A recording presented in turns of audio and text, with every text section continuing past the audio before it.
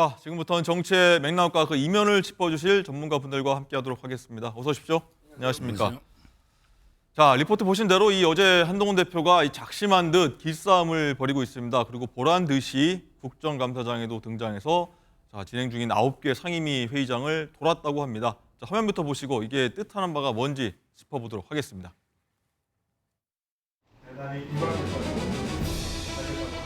우리 국민의힘 한동훈 대표께서 전해주신 말씀 계속 진행하시겠습니다.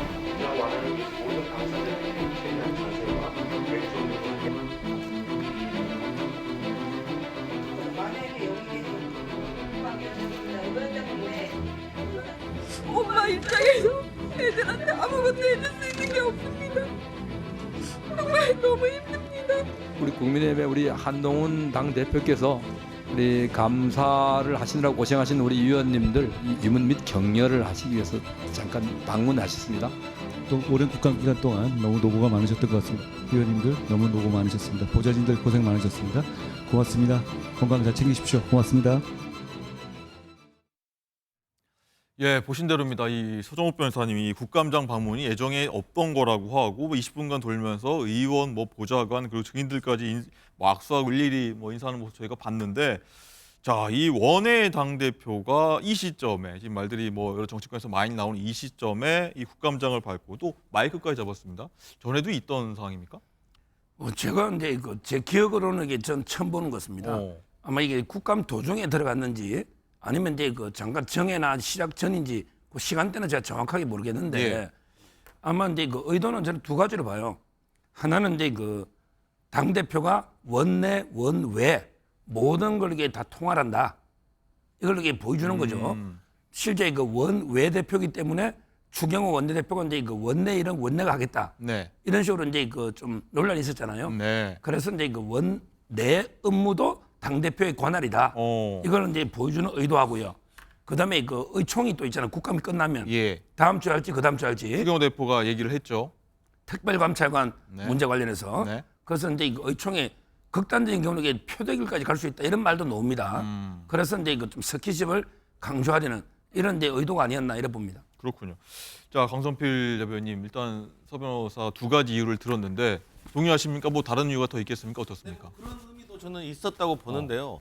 보통의 당대표, 원내대표는 상임위장에서 본인이 소속된 상임위장에서 질의를 잘 하지 않습니다. 왜냐하면 이것은 당대표나 원내대표의 발언은 당론으로 이어질 수도 있고 혹여라도 기관 증인하고 이렇게 질의를 하는 과정에서 혹시라도 이렇게 매끄러운 상황이 벌어지지 않으면 품격이 떨어지기 때문에 네. 그래서 원내대표, 당대표는 소속 상임위에서 이석을 많이 하고 이석하는 도중에 이제 양해를 구하는 이런 마이크를 잡는 경우가 가끔 있습니다. 또 본인이 통과시키려고 하는 어떤 당론의 중요한 어떤 법안이 통과될 때 그 해당 상임위에 방문을 해서 야당, 상대당 의원들에게 협조를 구하는 듯한 그런 모습을 보인 적은 종종 있었지만 네. 저렇게 원외 당대표가 이렇게 돌아다니면서 인사한다는 것은 사실상 좀 뜬금없는 근데 거거든요. 국회 보좌관 생활도 오래 하시면서 많이 국회 네. 생활 보셨을 텐데 보셨습니까? 예전에 이런 거? 그래서 제가 한 10년 넘게 제가 국정감사를 한번 진행해봤지만 예. 저런 경우는 원외 당대표가 저렇게 돌아다니면서 인사하는 경우 좀 본 적이 없고 네.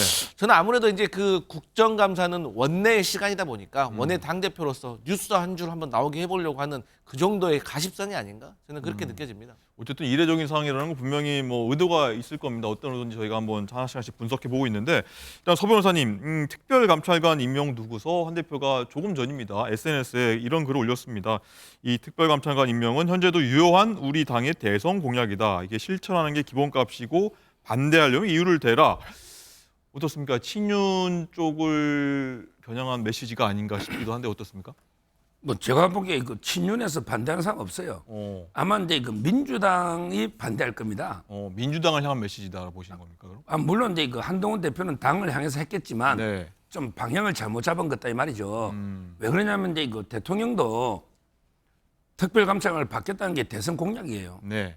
그리고 이제 계속 국회 추천해달라 했거든요. 3명을요. 근데 이걸 왜 누가 안 하느냐 하면 기본적으로 민주당이 의지가 없어요. 왜 그러냐면 이게 문재인 대통령이 5년 동안에 안 했거든요. 그때는 본인들이 다수당이면서 대통령이잖아요. 그런데도 안 했단 말이에요. 왜냐하면 이게 감찰관이 있었으면 문다혜 씨가 태국으로 못 갔죠. 감사를 할 거 아닙니까?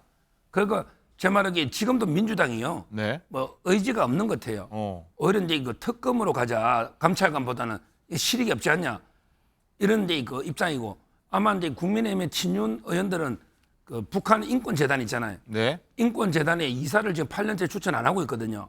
이거하고 이제 연계해서 우리가 추천할 테니 네. 인권재단도 이사 민주당보 추천을 지금 같이 하자 이러고 있거든요. 근데 이게 이제 당론이냐 아닌지 논란이 있어요. 이게 당론이라는 사람도 있고 네. 한동훈 대표처럼 이거 당론이 아니다 연계가 이러니까 이제 그 연계하지 말고 특별감찰관 빨리 이게 그냥 추천하자 조건 없이 이런 메시지입니다. 네. 뭐 저는 이 부분은 이게 한동훈 대표 말이 맞다 봐요. 어. 뭐 물론 이게 민주당이 북한 인권재단 안 하는 거는 또 안 하는 대로 비판하고 압박을 넣어야 되는데 근데 이거하고 연계해서 감찰관을 안 할 이유는 없고 저는 이게 빨리 감찰관도 추천해야 돼요. 그렇군요. 자, 그럼 투톱 가운데 이 한동훈 당 대표는 이런 깜짝 행보를 어제 국감장에서 보였는데 갈등을 빚는 이 추경 원내대표의 반응 어땠을지도 궁금합니다. 자, 국감 이후에 이 의원총회 열어서 말씀하신 대로 이 최근 화두인 특별감찰관 이 추천 문제를 이 표결에 붙일 수도 있다 이런 전망이 나오는데 두 사람 목소리에 연달아 한번 들어보도록 하겠습니다. 특별감찰관 추천 진행합시다. 당연한 말이지만 원내든 원외든 당 전체의 업무를 총괄하는 임무를 당대표가 수행하는 것이죠. 또 특별감찰관 임명해야 된다 이렇게 말씀하셨네요. 이제는 더 이상 말씀드리지 않겠습니다. 노코멘트. 원내 상황까지 포함해서 당무 총괄하는 것이 당대표다라고 말씀을 하셨거든요. 거기에 대해서 어떻게 노코멘트 하겠습니다. 원내대표로서의 저희 역할 등에 관해서는 그저께 제가 분명히 말씀드렸습니다. 이후에 여러 얘기에 대해서는 제가 어제도 말씀드렸지만 노코멘트입니다. 더 이상 이 부분에 관해서 말씀드리지는 않겠습니다. 국감 다 끝나고 의총을 열겠다. 그리고 의원님 말씀 듣겠다. 그렇게 말씀드렸습니다. 네, 추경 원내대표는 국감 이후에 의총 열겠다는 말 반복하면서 또 계속 반복되는 말이 노코멘트 하겠다. 더 이상 얘기 안 하겠다라고 얘기를 하고 있는데 자, 강성필 대변인. 네. 이 국민의힘 의원 단체 대화방에서 이런 얘기도 오갔다고 합니다. 친한계 의원 11명이 야, 의원총회 열어서 한 대표 제안 논의하자 이런 취재글을 계속 연달아 올렸다고 하는데 자, 친한계 쪽에서는 의총 뭐 표결로 가더라도 우리가 이길 수 있다, 관철시킬 수 있다 이런 얘기입니까? 그러니까 이제 친한계 의원들은 명분이 본인들에게 있다라고 판단을 한 것 같습니다. 그런데 한동훈 대표 취임 이후에 계속해서 지적이 되었던 부분 중에 하나가 한동훈 대표 주변에는 무게감 있는 현역들이 없다. 그리고 한동훈 대표 주변에 있는 분들이 정치력이 부족하다. 그 이유는 경험이 없기 때문이다. 그러니까 이런 것을 고스란히 보여주는 상황으로 저는 보여집니다. 그러니까 이 정치력이라는 거는요. 어떤 화두가 있었을 때 상대방과 특히나 당내에서 갈등이 있었을 때는 상대방과 갈등하는 모습을 국민들께 보여주기보다도 물밑에서 정리를 싹 해가지고 자연스럽게 합의된 모습을 보여주는 것이 정치력이 뛰어나다라고 우리가 평가를 하는 거거든요. 네. 그런데 지금 이러한 모습을 보이면서 단체방에서 친한계와 친윤계가 이렇게 대립하는 모습을 보이면서 이게 특별감찰관이 만약에 통과가 된다고 한들 이건 누가 이기더라도 상처뿐인 승리다. 그래서 이러한 모습들을 왜 자꾸 공개적으로 보여주는지 저는 참 이해가 할 수가 없는 모습입니다. 친한계 의원들 좀 정치 경험이 없는 분들이 있다 이렇게 좀 지적해 주셨는데 자, 그리고 서 변호사님 이 친한계 의원들이 단톡방에서 얘기를 했는데 추경 원내대표가 답이 없었던 모양이에요. 이 배현진 의원 같은 경우에 왜 단톡방 안 보시냐 추경 원내대표님 혹시 도입 반대하시는 거 아니냐 이렇게까지 얘기했다고 하는데 이 상황들은 뭐 강성필 대변인 말씀하신 그런 맥락으로 이해되나요? 어떤 건가요? 지금 이제 그 뭐 추경호 원내대표가 이제 안 하겠다는 게 아니고요. 다만 이제 그 의총의 시점은 약간 논란이 있어요.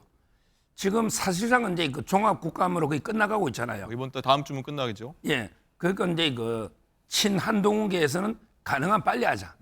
그러니까 이제 사실상 의총 국감 다 끝났으니 네. 빨리 이게 그 다음 주 초라도 빨리 하자는 거고요. 빨리 끝내버리자. 그다음에 그 아마 추경호 원내대표는 완전히 공식적으로 국감은 아마 다 다음 주 끝날 거예요. 아직 마지막에 운영이 국감까지 하면요. 예. 이거 다 끝나면 한 10일쯤 될 겁니다.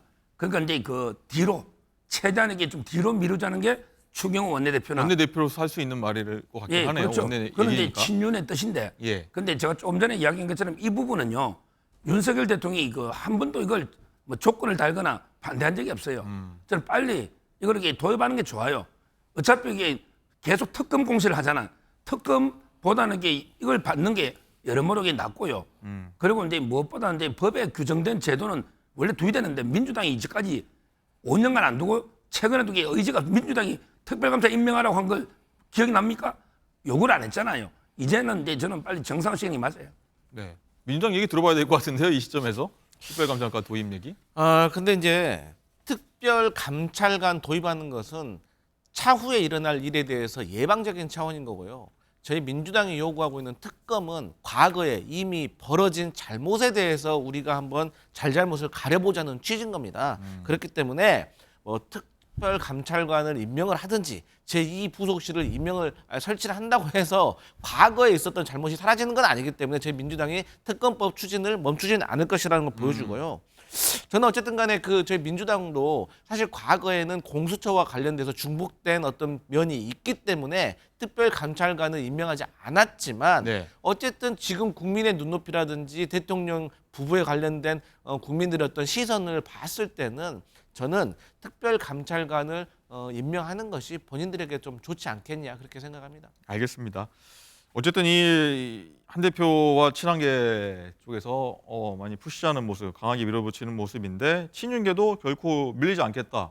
오히려 이 친한계의 독성과 독대 정치다 이렇게 많이 반발하고 있는데, 자, 서 변호사님, 이 한 대표가 이 당 대표가 총괄한다는 이 당원 25조 들고 나왔습니다. 또 추경호 원내대표 측은 또 국회 운영에 대한 최고 권한은 원내대표에 있다. 이게 당원 또 61조에 있다고 하는데, 어쨌든 의원총회 뭐 빠르면 다음 주라고 하셨지만 뭐 11월 둘째 주로 넘어갈 수도 있고요. 이때 한번 단판 짓자.